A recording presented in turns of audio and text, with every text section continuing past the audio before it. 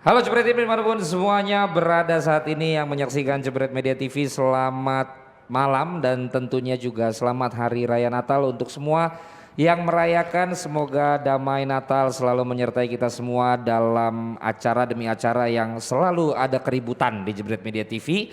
Mudah-mudahan keributan itu akhirnya akan mendamaikan semua dan juga tentunya bukan hanya kalian semua para Jebret Tim tapi juga yang ada di Depdagri ya. Ada Hanif, ya, ada Bang Bes, ada nanti juga ada UK dan juga ada Alvino.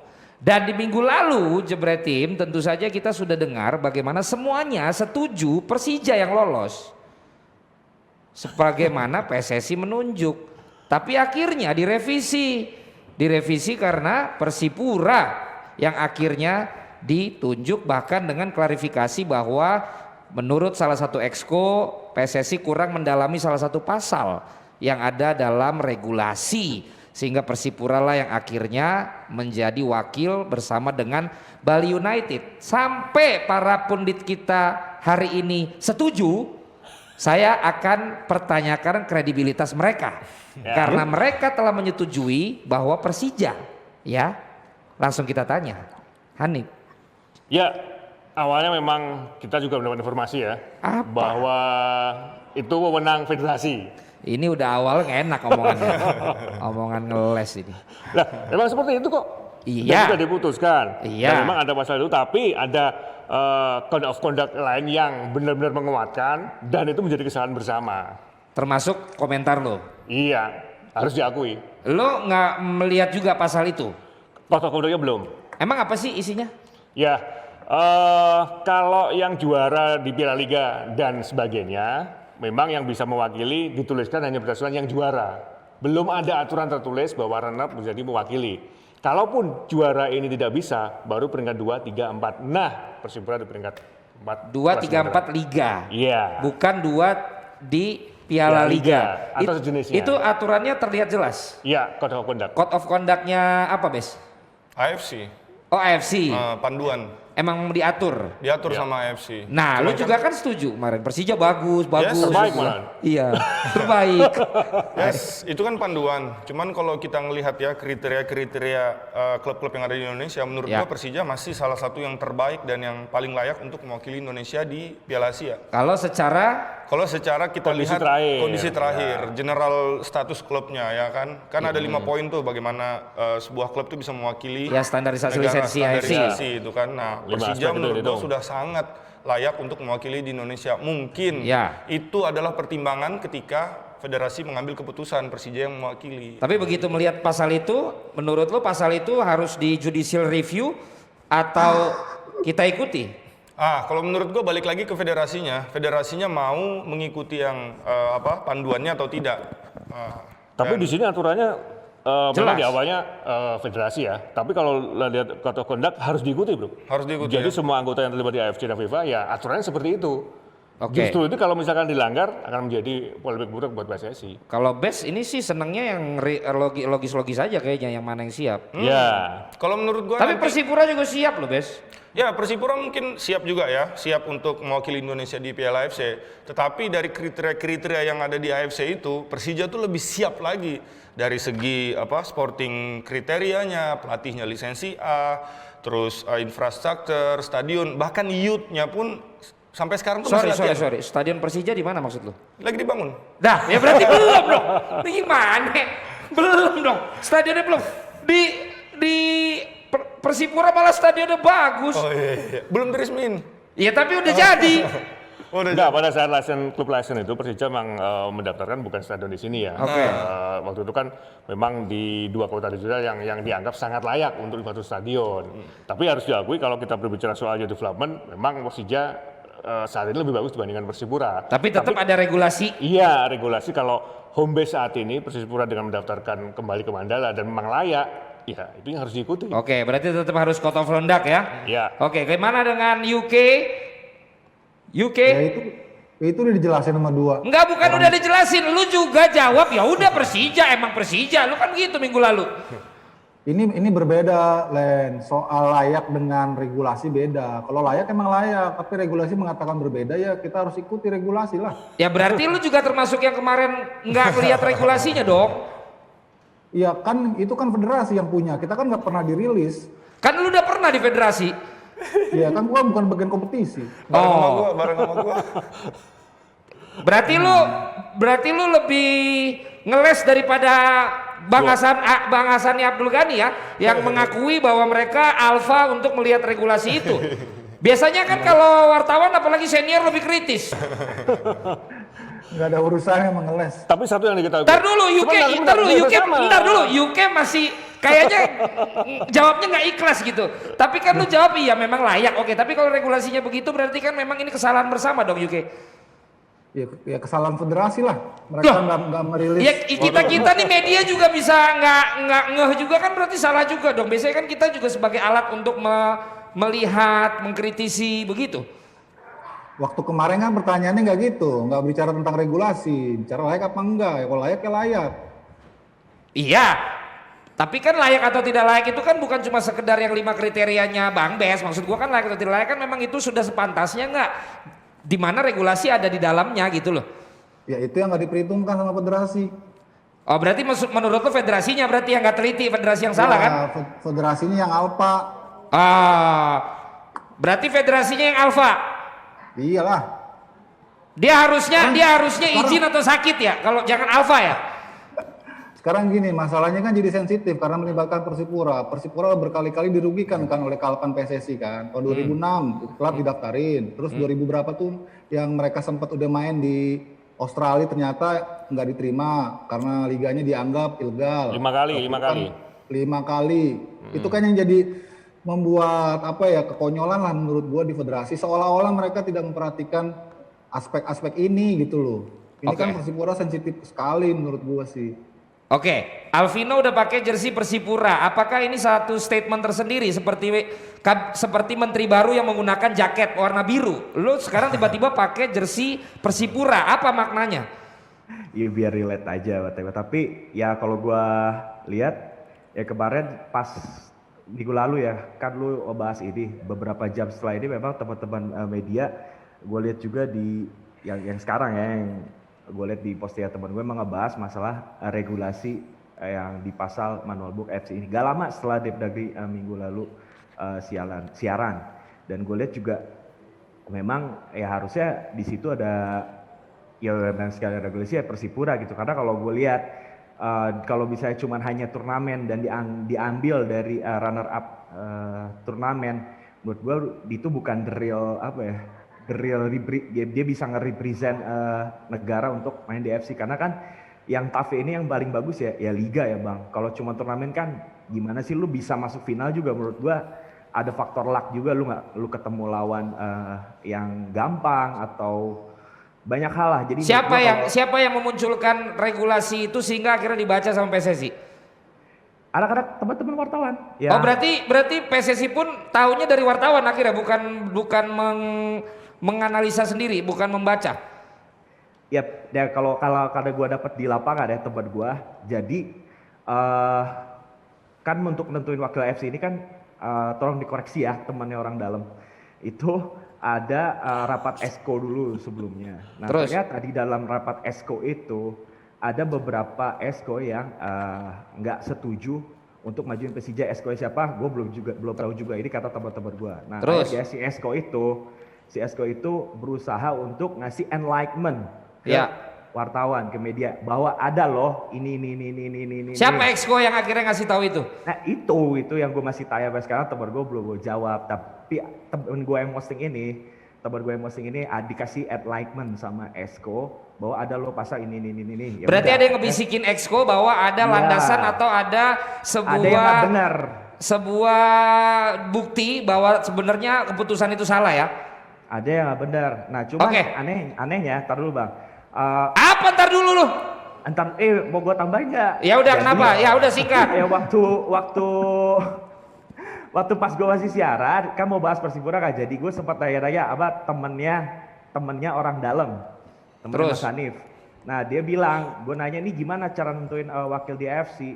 Dia bilang ada rapat ESCO dan lain-lain, terus nanti belum nentuin, pokoknya harus melalui rapat ESCO. Terus dia terakhir bilang, saya minta manajer kompetisi untuk jawab secepatnya. Artinya kalau misalnya sebelum menentukan wakil yang ngewakilin Indonesia, dia bilang situ minta manajer kompetisi menjawab biar cepat. Harusnya Persipura juga udah tahu dong kalau misalnya dimintai jawaban semua manajer, let's say 7 klub yang qualified untuk wakilin Indonesia. Tapi kenapa ya masih gue pertanyain sampai sekarang, kenapa manajer Persipura pun ketika udah ditentuin Persija yang itu masih diam. Oke, berarti lu juga bertanya. Ya. Yang ngapain mengapain gua kasih lu ngomong kalau lu juga nanya? Gua nanya malu lu nanya balik. Lu ngabisin waktu gua di rundown. Lu kalau gua tanya lu jawab, bukan nanya lagi. Aduh. Ada hal yang masih harus gue beresin. Poinnya begini, poinnya bahwa Persija layak, tetapi kita menurut dengan regulasi, Code of conduct. sehingga maka code of conduct itulah yang kita ikuti bersama. Ya. Termasuk kita semua yang ada di DPI ini dengan catatan bahwa menurut UK, ya itu memang harusnya yang lebih teliti PSSI, ya. Kenapa, Bes? Enggak, kalau menurut gua ya, mungkin federasi tanpa kita membaca yang regulasi ini. Ya. Di Itali pernah kejadian kayak begini. Di mana itu? Di Itali, di Liga Tahun Itali. berapa? Oh, tahun berapa tuh? Coppa Italia. Nah, ya kan karena semua tim 1 2 3 4-nya udah lolos semua ke UEFA ya. Champions, akhirnya juara Coppa Italia ini kan masuk UEFA. Ya Oke. kan, ternyata yang juara ini sudah 4 besar dia, akhirnya yang diambil peringkat 2-nya. Nah, mungkin federasi ngelihatnya di situ juga, ada kemungkinan di situ. Oh, berarti waktu itu UK kemungkinan yang pada saat memutuskan itu mungkin yang bisikin Bes. Karena acuannya dia dari Coppa Italia. Dah, oke, kita sudahi dulu. Itulah update kita bagaimana Persipura, kita ucapkan selamat mewakili Indonesia. Semoga juga memberikan yang terbaik bersama dengan Bali United. Amin. Dan Ada kualifikasi dulu dia. iya, mereka juga ikut kualifikasi dulu. Dan untuk Persija kayaknya santai-santai aja semua, karena memang semua itu by regulations, by code of conduct. Jadi yang penting kalau di e-sport itu hashtag Indonesia Pride. Jadi siapapun itu kita tetap mensupport perwakilan dari Indonesia. Nah, ngomong-ngomong Indonesia, ini sudah di penghujung tahun 2020. Waduh. Maka acara kita Depdagri ini akan membahas tentang apa saja yang terjadi selama 2020 ini. Dan yang paling banyak menyita perhatian itu tentu saja selain Liga 1 yang memang karena pandemi ini belum bisa berjalan, dan terakhir sudah preskon tetapi tidak jadi jalan, sudah ada jadwal siaran gue tidak jadi jalan. Dan yang kedua adalah tentang tim nasional, karena dari awal pemilihan STY ini sudah banyak dramanya. Ya. Pada saat dia akan memulai sudah drama lagi karena terlalu berat dan lain sebagainya. Berjalan lagi ada pandemi. Setelah pandemi masih pandemi virtual, dan setelah itu kemudian mulai bermain di luar negeri, ada cerita lagi. Bagaimana kalau kita minta para pandit yang ada di studio maupun juga yang ada di Zoom untuk sama-sama membuat opini atau pendapatnya secara pribadi masing-masing kapasitasnya, melihat tim nasional kita.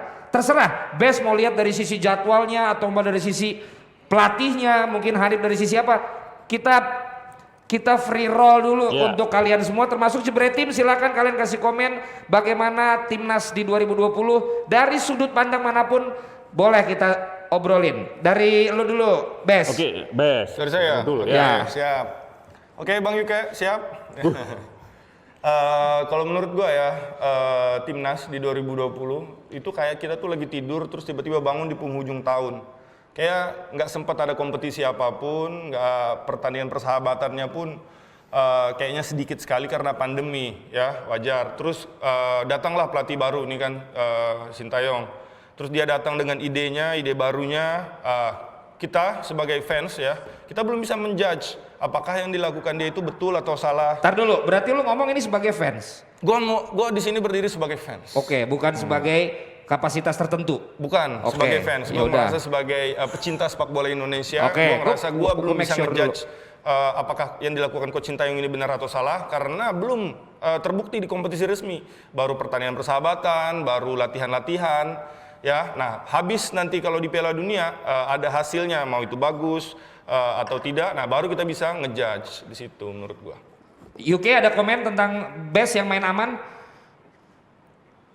Ya menurut gue sih timnas di 2020 ini apa namanya ya, boleh dibilang kita belum apa ya, susah gue ngomongnya karena tadi seperti kata Bes, acuannya ataupun parameternya adalah pertandingan resmi.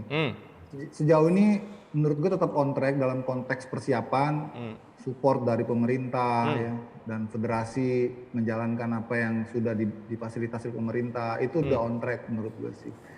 Cuma yang perlu kita apa ya perhatikan adalah agenda timnas pada tahun ini tuh benar-benar belum mencerminkan keinginan ataupun harapan karena situasi seperti sekarang, kecuali dari hasil-hasil dicoba di Kroasia. Jadi kita hanya berharap progres ini nanti terrealisasi dan terwujud secara konkret saat di kompetisi resmi di Piala Asia terutama yang terdekat ya di tahun 2021. Februari. Nah, Bang, izin dulu, Bang. Kalau menurut gua ada Toilet lo izin. Mau apa lo izin? menurut gua yang patut kita apresiasi tahun lalu dari tim nasional Indonesia ada Tahun juga ini. tahun 2020 belum selesai. Ada juga menurut gua satu hal yang sangat harus kita apresiasi adalah ketika federasi dan Kemenpora itu saling bergandengan tangan untuk memajukan sepak bola Indonesia. Di sini timnas U20. Di situ yang menurut gua yang hal yang positif banget. Cair kan soalnya. 56 Itu yang ya? menurut gua ini. 56 apa nih? Miliar. 56 miliar ya. Kalau nggak bergandengan tangan ya repot dong. Kalau Bos. dari segi latihan, nutrisi, standar lah ya kalau menurut. Agenda nih. UK tadi menyorot tentang agenda. Dari sisi lu selama 2020 ini agenda timnas kita dengan keadaan pandemi seperti ini apa ya yang bisa lo? Gua memposisikan sebagai pemerhati dalam artian selalu mengikuti one by Ya. one ya. Di pucuknya komentar kita bertepuk sebelah tangan. Siapanya? Kita. Kita. Saya sebagai orang yang memperhatikan timnas Oke. ya, bertepuk sebelah tangan. Maksudnya lo berharap gitu? Ya, apa yang gua ingin ini mewakili teman-teman belum sesuai ekspektasi. Apa yang fakta saat ini ya. Paling gampang kita tahu sebenarnya Sintayong itu masuk bukan 2020 ya, tapi akhir 2019 ya, Oktober November. Nah, track pertama dia memang di Timnas U19 dengan jadwal 15 pertandingan. Awalnya banyak gimmick segala macam, pemberitaan yang luar biasa, praktis sama dengan 2016 ketika. Sebentar. Berarti itu gimmick ya? Bahasa verbal yang universal gimmick dalam artian media begitu mudah untuk memberi bunga-bunga itu gitu. Bukan karena- jangan gimmick yang disetting enggak. Bukan karena beda. diberi bunga-bunga jadi Bukan, memberitakan. beda. Ada yang karena dikasih pupuk, ada yang dengan sendirinya karena alam berkembang. Kalau ini? Gitu. Ini karena alam berkembang. Oh karena alam. Iya. Bukan karena dikasih pupuk. Bukan, beda. Oke. Tapi ada kan yang dikasih pupuk? Ada tapi tidak di kita. Oh di tidak. Di alam lain ya. Koordinatornya kenal? Dia yang Oh ada yang kenal ya. Oke terus. Nah terus kalau kita melihat, memang di awal banyak sekali dipuja ketika hasil seri, bahkan ketika menang dari 15 pertandingan sampai dengan terakhir kemarin 7 kali menang, 6 kali kalah, sisanya seri. Tapi ketika banyak dipuji dengan berhasil melesakkan gol total 24, tapi kalau kita bandingkan total 22, tapi kalau kita bandingkan kebobolannya ada 24. Artinya dalam hal ini kalau kita asumsi dari statistik jelas belum jadi fakta yang Makanya memuaskan. bertepuk sebelah tangan. Iya, di situ. Karena kita tahu bahwa masyarakat kita adalah masyarakat pemuja instan. Oke. Apalagi ini kaitannya dengan 2021. Pasti ini menjadi ukuran. Ini yang menjadi salah satu parameter bagaimana masyarakat itu puas. Bagaimana masyarakat bola itu terpuaskan dengan Oke. sendirinya. Cuman variabel pendukungnya yang kadang-kadang orang kita nggak mau tahu. Nah itu. Oke Alvino. Yes, Bang. Ini kan kita sudah dengar kalau sekarang Sandiaga Uno menggantikan Wisnu Tama ya. Menurut Anda bukan gua mau bahas itu, gua nggak mau bahas itu. Gua mau nanya, Tama balik ke net apa enggak? Bukan gua bahas itu. Ya dia jadi dubes mungkin. Oke, Alvino sendiri yang orang lapangan tapi nggak bisa ke lapangan lagi sekarang gimana? Ya. Sepanjang kalau 2020. Sepanjang 2020 ya sempat senang juga ya waktu negara lain udah kena pandemi, di Indonesia belum, semua masih jalan.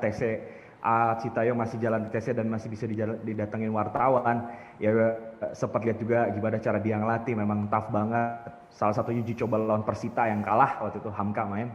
Nah terus setelah itu memang timbul pertanyaan nih, lawan Persita ya kalah gitu kan. Yaitu gue cuy termasuk orang yang sama kayak yang sebelumnya, jangan dulu ngejudge karena ini cuma lawan klub. Terus akhirnya gue lihat progres di Kroasia, terus terutama di U16 juga dia bisa pergi ke Uni Emirat Arab. Jadi ya yang gue apresiasi di 2020 dalam keadaan yang susah kayak pandemi kayak gini, PSSI masih bisa berangkatin timnya untuk TC ke luar negeri, ya U16 dan U19 ke Rusia, U16 ke Uni Emirat Arab kemarin friendly game, dan nanti U19 ke Spanyol, dan juga ditambah masih bisa lakuin TC untuk persiapan SEA Games 2021-2020 ini. Gue cukup baik lah di keadaan yang buruk kayak gini.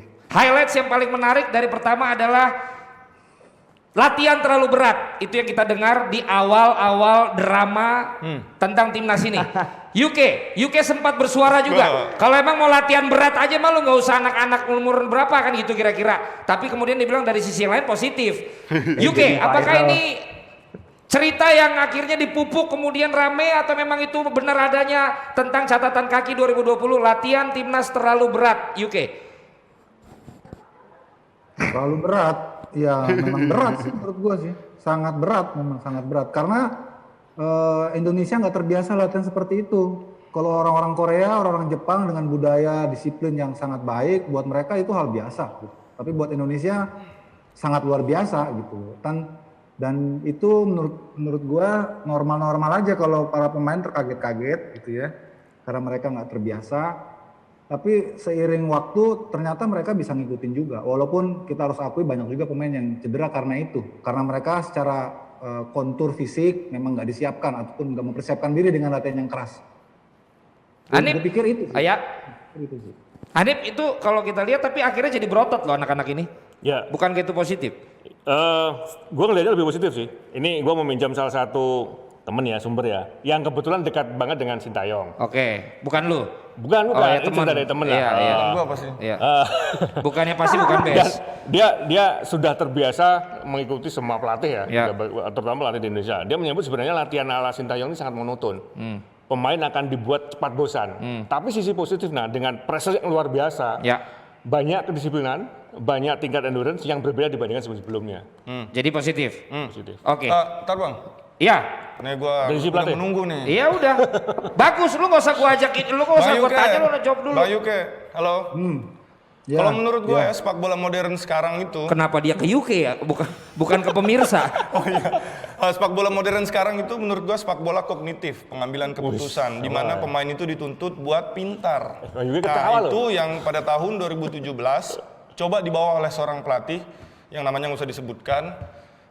Dia bawa ke sini, cara mainnya itu, anak-anak juga awalnya kesulitan sama latihannya yang juga keras. Tapi kerasnya di sini adalah intensitas, bukan durasinya yang lama, bukan banyaknya latihan yang lama, tetapi kualitas latihan itu sendiri. 1,5 jam latihan selalu dengan bola. Jadi anak-anak itu tidak ada yang namanya monoton, mereka enjoy latihan jadi karena berotot. ada selalu ada latihan 4-4-2, rondo di situ. Nah, ya kan sepak bola kita balik lagi. Sepak bola kan ada 4 unsur yang penting. Ada teknik, taktik, fisik, mental. Kalau misalnya kita hanya fokus di fisik, bagaimana dengan taktik dan teknik juga?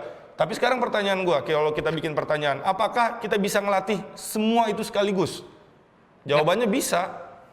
Karena sekarang terbukti bisa dengan taktikal periodisasi ala Portugal, Spanyol, bisa banget semua komponen itu kita latihkan. Oke. Berarti lo bilang ini sesuatu yang wajar. Yang apanya? Ini ngomong tentang Enggak, latihan berat ala Sintayong.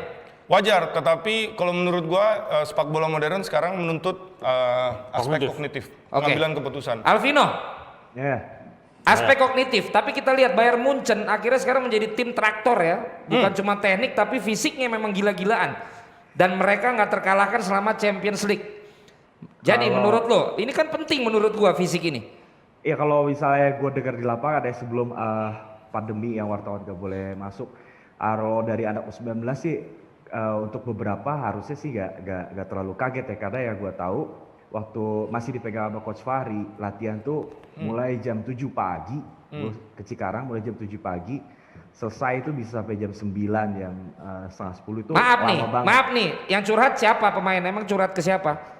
Dan belum kelar bang, nah udah setengah 10, ini belum masuk nih. Nah cuman yang ketika mulai ada Sintayong latihan keras dan lain-lain, yang gue dengar tuh kebanyakan itu memang dari yang bukan di U19 karena waktu itu awal-awal latihan Sintayong awal itu kan sempat combine sama senior sama U19 dan itu yang gue banyak dengar itu dari pemain yang bukan under 19 yang memang nggak sama-sama Coach Fahri atau anak-anak 19 sebelumnya gitu. Oke. Itu dia yang pertama. Catatan kaki yang kedua adalah drama Korea lawan sinetron Indonesia. Drama Korea diwakili oleh Sintayong, sinetron Indonesia diwakili oleh Indra Safri. Itu dimulai dari dia jadi pelatih dan asisten pelatih, dia nggak izin ke nikahan, akhirnya nggak akur, yang satu akhirnya menjadi direktur teknik. Setelah itu sudah diketemuin, akhir-akhir ini ada dramanya lagi, padahal sudah sama-sama di Kroasia selama berbulan-bulan. Berbulan-bulan nggak sih? Enggak, belum. Ya selama berapa waktu? Ternyata ada lanjutannya lagi. Ini memang drama ini benar-benar terjadi atau ini drama ini berdasarkan kisah nyata atau merupakan cerita fiksi UK? Atau gimmick kalau kata Mas Adif. Iya. Gimmick ada karena pupuk tapi ada karena alam. Ya makanya ini memang drama ini berdasarkan kisah nyata atau cerita non fiksi? Fiksi. Apa sih yang nggak bener? Dan fiksi. Fiksi UK.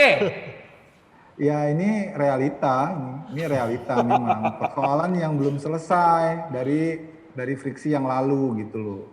Kemudian sekarang terbakar lagi karena satu peristiwa ada sebut Sintayong gitu tidak memenuhi asas profesionalitasnya untuk hadir pada waktu yang dia janjikan sendiri gitu. Nah itu sepertinya memantik persoalan masa lalu antara Indra Safri dengan Sintayong yang tidak selesai saat itu kan, karena itu yang menyelesaikan sebenarnya kan PSSI, bukan kedua belah pihak. Akhirnya muncullah drama itu gitu loh, bahwa kalau ini dalam perspektif gue ya, kalau Sintayong boleh ngoceh-ngoceh di luar negeri ke media luar, kenapa gue nggak juga, kenapa nggak boleh ngoceh-ngoceh juga ke media lokal gitu dengan melihat fakta itu gitu. Jadi di sini gue tangkap persoalan komunikasi dan etik of work dari kedua sosok ini yang mestinya diislahkanlah oleh PSSI agar keduanya bisa bekerja sama untuk kebaikan visi ataupun misi Piala Dunia nanti gitu. Jangan banyak riuhnya di luar, fokus di dalam aja. Kalau ada persoalan-persoalan seperti ini bicarakanlah secara etis di dalam, nggak usah perlu ke media gitu. Akhirnya semua orang jadi rame kan. Oke, Hanif, ini dari sisi lu orang media juga, ya, orang PR juga. Nah, gue bertanya kalau tadi UK bilang ini adalah realita alias kisah nyata. Oke. Pertanyaan gue adalah begini, biasanya Coach Indra sejak jadi pelatih yang membawa 2 kali Indonesia juara, dia adalah media darling. Dia kesayangannya media dan kesayangannya netizen. Tapi ketika akhirnya Sintayong saat ini punya progres, netizen sepertinya pro ke Sintayong.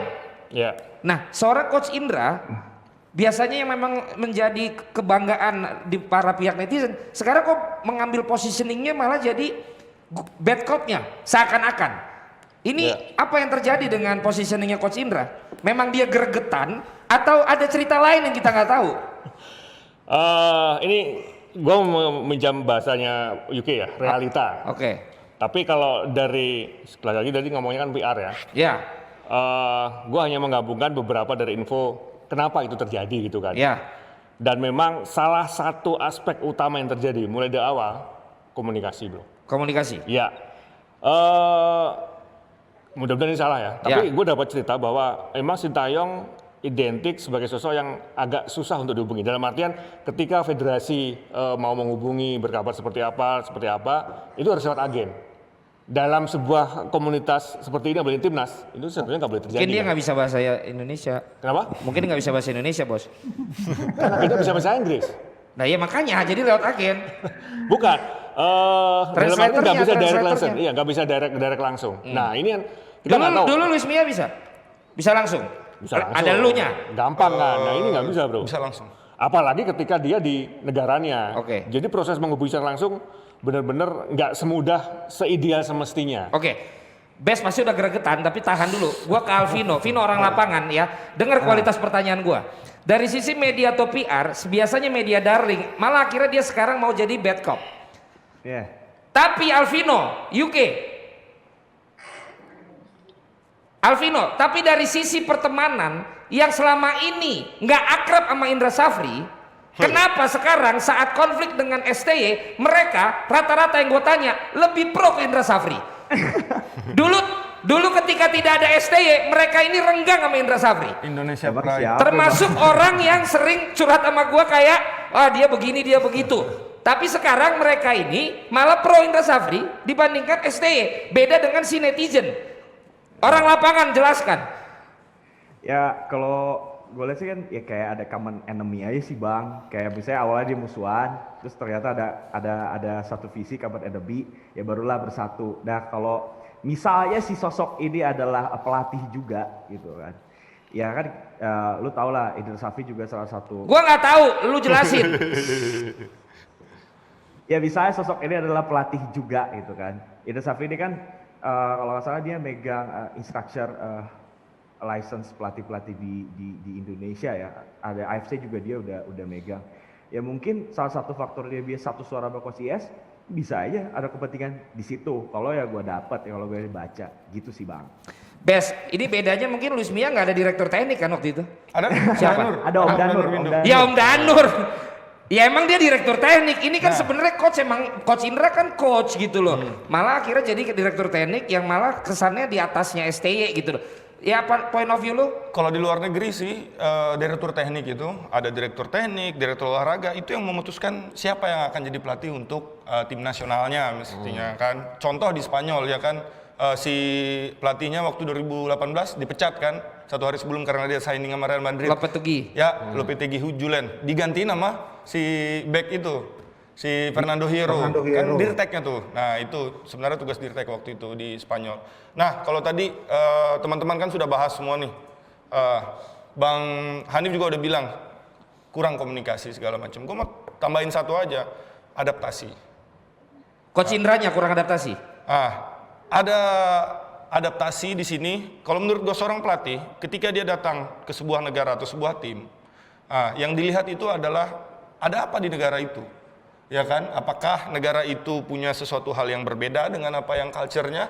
Nah, kita kan sebagai minoritas, sebagai orang yang datang dari luar, semestinya kita yang beradaptasi dengan kondisi yang ada di negara tersebut. Misalnya di sini, siapa Indra Safri? Mestinya kita harus cari tahu siapa Coach Indra, apa prestasinya, lisensinya apa, siapa Coach Nova, siapa pemainnya, ya kan? Bukan kita datang ke sebuah negara, terus kita paksakan kita punya filosofi atau kita punya budaya. Ya kan menurut gue di situ aja sebenarnya kurangnya juga. Tadi kan udah dibahas semua, ini gue tambahin aja satu. Tapi kalau akhirnya dia beradaptasi UK, berakhirnya kayak Luis Mia, kan nyakitin juga. Mendingan dia juga strict aja, nggak usah lihat kiri kanan. Kalau gue gagal ya udah, gue berhasil ya udah. Kalau gue berkompromi dengan apa yang dibilang Bes, ya kita juga harus jujur. Bisa bagaimana ketika kalau bisa disetir. Ya itulah Sintayong. Apa dia? Ya itu seperti yang lu jelasin itu. Dia kan gue pernah bilang dia ini tipikal pelatih yang Target. apa namanya hanya Target. melihat portfolionya dia dipilih direkrut oleh PSSI. Ya PSSI suka nggak suka lu harus ikutin maunya gue, kan lu pilih gue, berarti gue punya kuasa untuk nentuin cara pendekatan gue seperti apa, metode gue seperti apa. Kan lu maunya kan prestasi, ya udah sekarang kita terimalah. Itu yang maunya STY gitu. Cuma gue sayangkan dia unsur humanisnya yang sangat kurang. Apanya? Humanis. Unsur humanisnya dia kurang, terlalu kaku gitu ya. Kalau si disiplinnya oke lah, grade paling tinggi menurut gue setelah eranya Anatoli Polosin ya. Tapi ini kan kita sepak bola ini permainan manusia ya, tetap harus ada humanisnya gitu. Itu yang gue pikir STY yang perlu beradaptasi. UK, pertanyaan gue simpel. Ketika setiap kejuaraan nanti misalnya STY memenuhi semua target dengan gaya yang tidak humanis ini, lu setuju gak dengan gaya ini?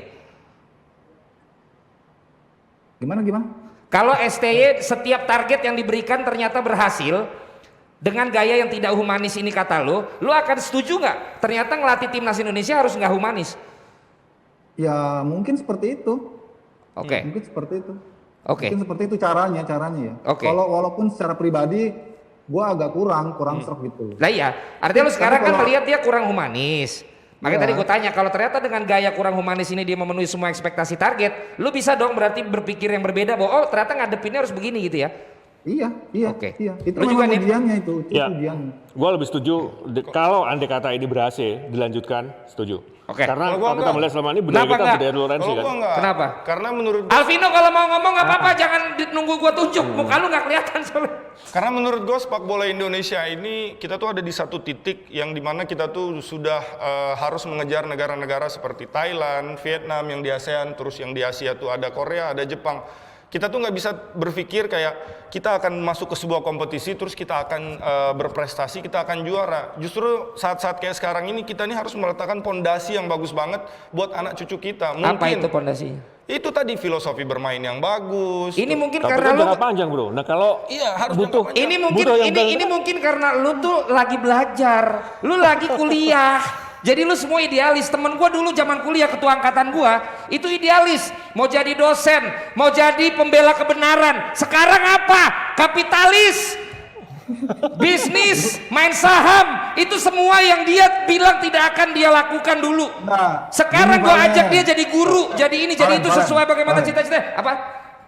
Ini lu kasih kesempatan dulu dong. Jangan lu ngoceh sendiri nih, nggak ketemu ntar. Loh, iya kan gua kasih kesempatan Yuke. Bukan, dia belum selesai. Gue mau tambahin. Oh, lu yang belum selesai. Gua kan kasih best. Gue maksudnya mau tambahin apa yang dimasukkan Bes. Setelah ini misi selesai, Baru diulang. STI akan kembali ke negaranya. Dia nggak akan selamanya di sini. Dia kan sesuai dengan argonya, sesuai dengan kontraknya. Maksud Bes, nanti siapa yang meneruskan pondasi ini? Menurut Kan gue Piala sepak Dunia bola itu kita- bukan Kasih kesempatan Iya. dia dulu dong. Oh iya sih. Ya, Piala Dunia itu kan namanya turnamen pendek ya. Yang setelah itu siapa yang meneruskan? Legasinya apa? Itu yang dimaksud Bes. Kita ini kan tetap hidup di alamnya kita, bukan di alamnya Sintayong. Sintayong setelah tercapai targetnya ya udah fine gitu loh. Tapi apa yang ditinggalkan di kita, apakah akan dijadikan ditetapkan sebagai modul baru oleh federasi? Kan enggak juga gitu loh.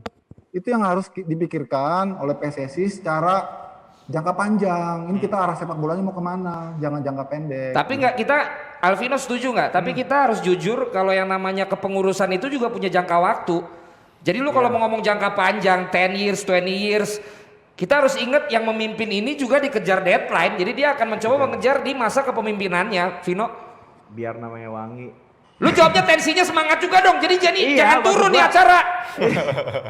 Tolong Jebretim kasih tahu mana yang paling enggak banget nih di antara kita berlima ya, kasih komen. Gua. Enggak, apa ya kalau misalnya short term atau long term ya jelas kalau misalnya pengurus sekarang ya gue tangkap sih jelas ya bawahnya short term yaitu juara gitu kan, tergantung setulus apa sih pengurus sekarang ngurusin PSSI. Sorry ya maksud gue yang di yang atas lah, kalau buat yang di bawahnya urusan teknis gue rasa emang dia kerja, tapi yang di atas setulus apa sih ngurusin PSSI. Tuntutan dia memang pasti ya pengen timnasnya juara gitu kan.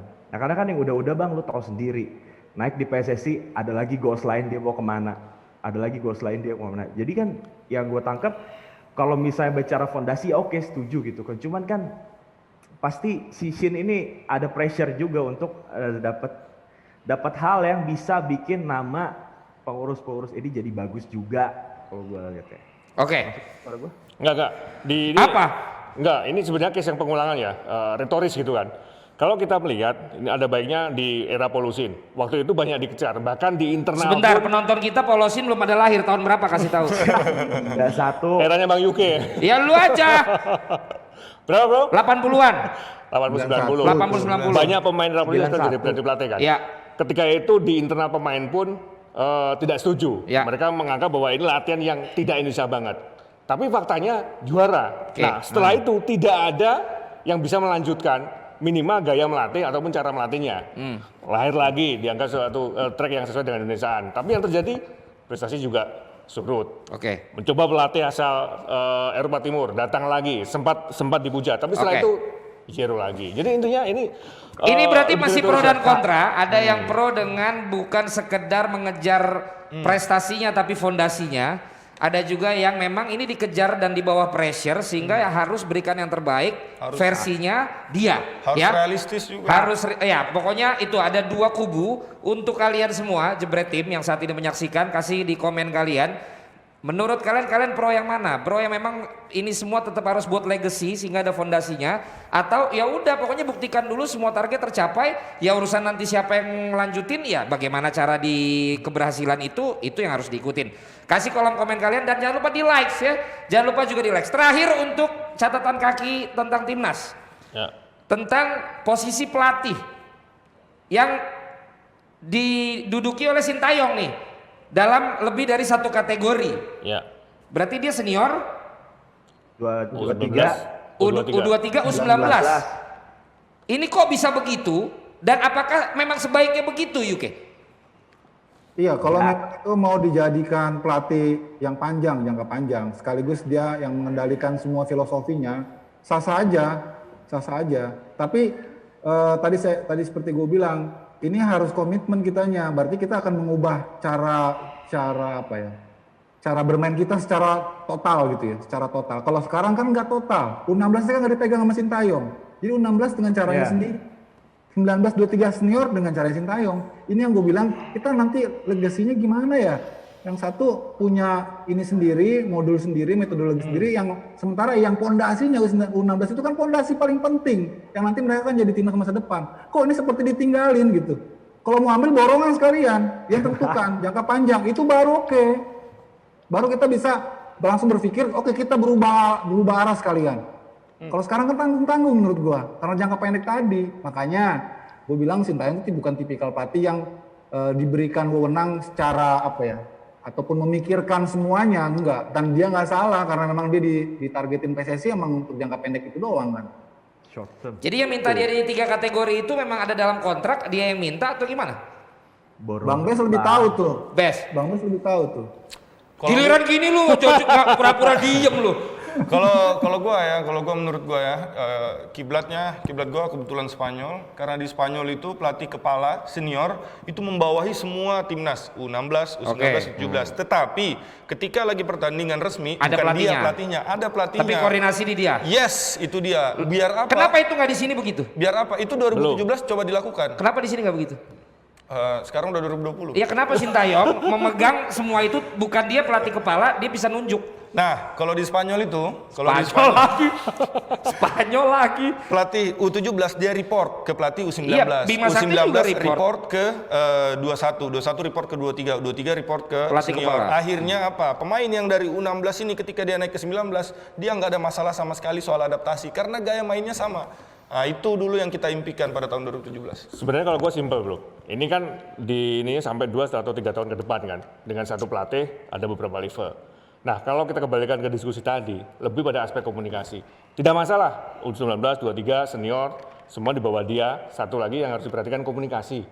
Karena kalau melihat dengan komunikasi yang sudah terjadi, kalau memang itu benar, akan menjadi hal yang sangat riskan jika itu dilanjutkan. Tapi kalau itu sudah renyah, sudah cair, itu kuat menjadi kendala yang besar. Karena timnas bukannya aspek teknis ya, tapi justru di luar lapangan juga harus Yuke nggak setuju, Alvino nggak setuju. Kalau gue sih ya jadi ribet bang, karena untuk aja dia lagi pandemi ya. Karena kalau misalnya Yang ribet yang mana nih? Yang best tadi? Sintayong. Karena misalnya schedule 2020 ini jalan resmi ya, nggak ada pandemi. Untung aja ada pandemi. Gue udah ngitung waktu itu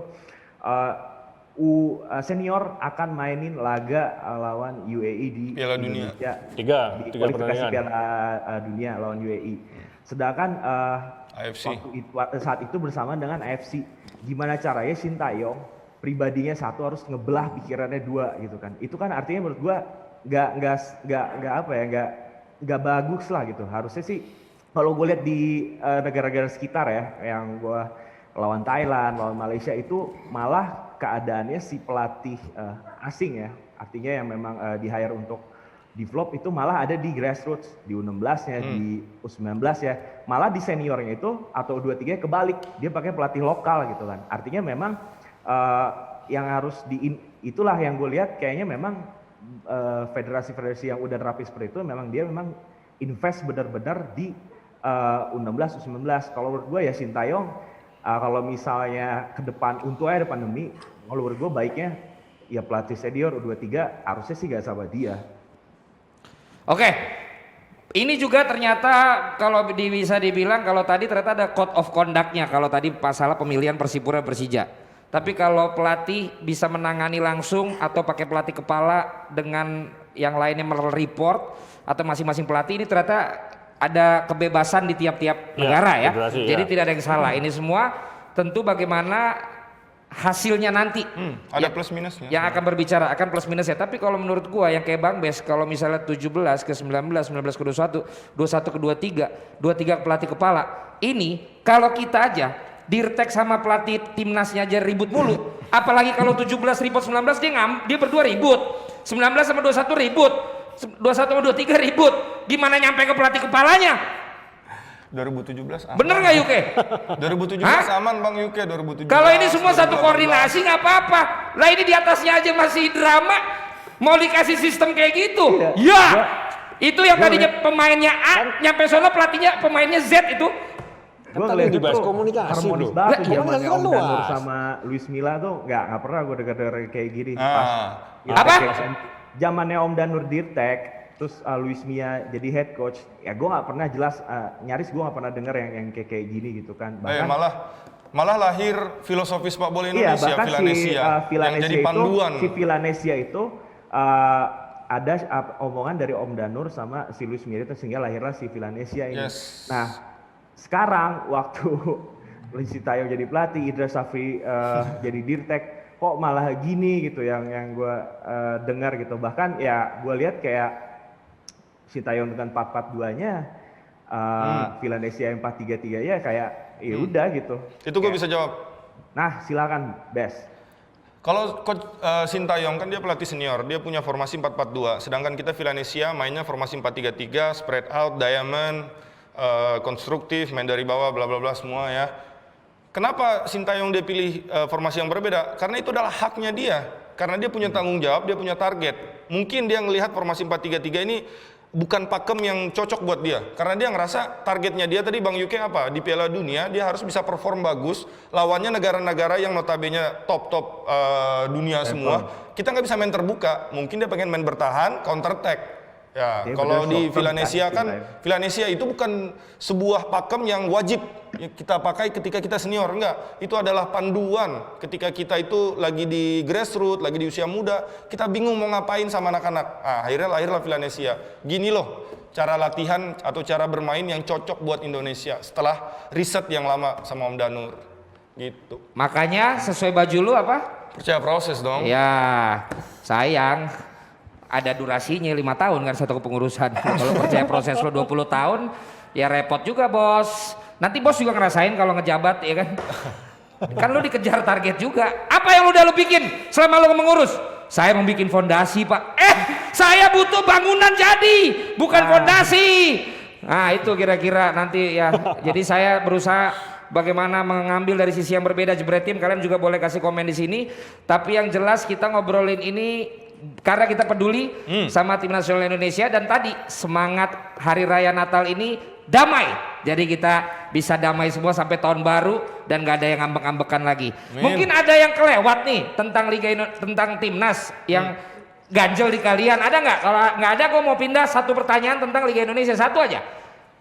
Ada nggak yang masih kalian ganjel? Kok ini gue mau ngomong ini nih tentang timnas di tahun 2020? Ya gue sih harapnya lebih antara Dirtek sama coachin harusnya lebih harmonis lagi, jangan sampai kayak coaching ada order dari luar buat ngacauin yang di dalam, atau coach Indra ada kongsi di dalam buat bikin coachin gak betah, udah gitu doang bang. Oke, itu tadi udah kita bahas tentang komunikasi. Kalau gue Valen. Ya.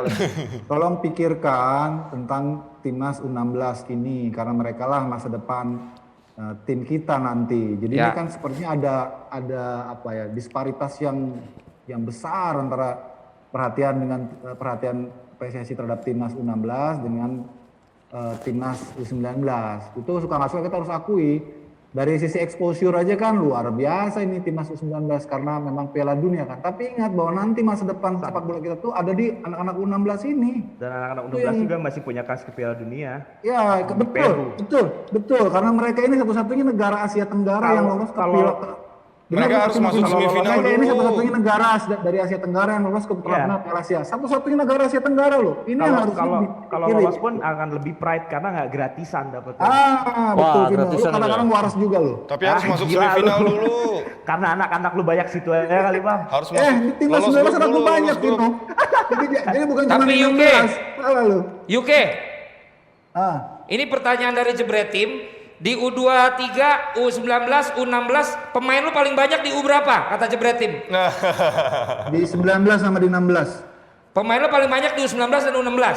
Mantap. Iya, iya.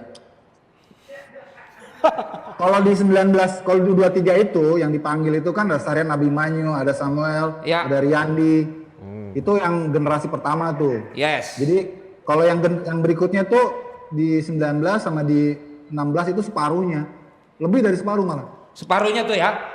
Iya. Tapi lo kenapa concernnya malah yang di 16, bukan di 19 yang memang eventnya depan mata?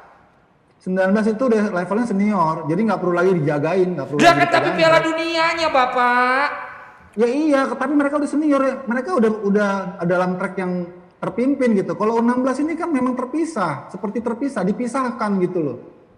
Karena 19 ini dapat dana, dapat unlimited argo, terus mereka bisa difasilitasi dengan begitu mewah. Tapi 16 ini seperti anak tiri, bro. Cuma di dalam negeri aja. Kemarin tuh Tapi karena benar gak sih Bang? Gue dengar katanya udah dapat dana dari APBN juga 12 per Desember ini. ya mudah-mudahan aja. Buktinya sampai sekarang masih internal game terus tuh. Jadi Sampai lu mereka- jadi lu tahu betul ada sangat jomplang perbedaan fasilitasnya. Banget Bang. Ah, itu Vino tuh, tau lah. Gua cukup ngingetin, cukup ngikutin. Ya tapi kata gua wajar no, yang mau tanding Piala Dunia U19. Maaf ya Mas Tapi Bima, ya. maaf ya Mas Bima, saya coba ngimbangin aja nih. Kalau lihat dari si Udah over nih kita. Udah over ya udah. Ya udah. Pertanyaan terakhir dari gua. Ini 25 Desember. Udah lebih dari seminggu yang lalu. UK, Alvino, Bang Bes, sama Hanif. Masih yakin tanggal 1 Februari Liga 1 jalan apa enggak? Masih. Lu masih, Bang Bes? Akhir Februari. Akhir Februari. UK? Allahualam gue nggak yakin. Lu tetap nggak yakin? Tetap UK nggak yakin, Alvino? Yakin. Orang lapangan yakin? Yakin. Oke, Jebret Tim bagaimana? Tunjukkan keyakinan dan ketidakyakinan kalian dalam kolom komen. Sandy Walsh, aduh mohon izin, ini juga masih ternyata karena ini juga udah holiday, Christmas. Jadi pokoknya kita akan tetap usahakan. Minggu yang lalu dia mau tapi ternyata ada game. 2 minggu yang lalu mau tapi dia lagi ada latihan. Tapi dia mau, kita nanti akan kasih lihat ke kalian juga jawaban dia. Dia bilang bisa dan dia bilang mau, tapi kita belum bisa kontak dia karena ini juga di hari libur ya. Jadi mohon maklum, tapi nanti kita ketemu lagi di tahun baru Suruh pokoknya suruh typing untuk aja sepak bola dulu. Indonesia yang lebih baik. UK makasih, Alvino makasih. Ya, Siap. Ya, lain kali jangan malas ke studio lo berdua, ya. Bang Bes, kalau kita Top. percaya Abraham proses. Mas Hanif, percaya orang dalam. Oke ya. Jebret Tim percaya dengan Depdagri. Kita akan tayang terus setiap hari Kamis harusnya, ya. Tapi hari ini khusus hari Jumat karena hari Kamis kemarin ada PSBB ya. Sampai ketemu lagi di Jebret Media TV dan juga di Depdagri. Selamat malam.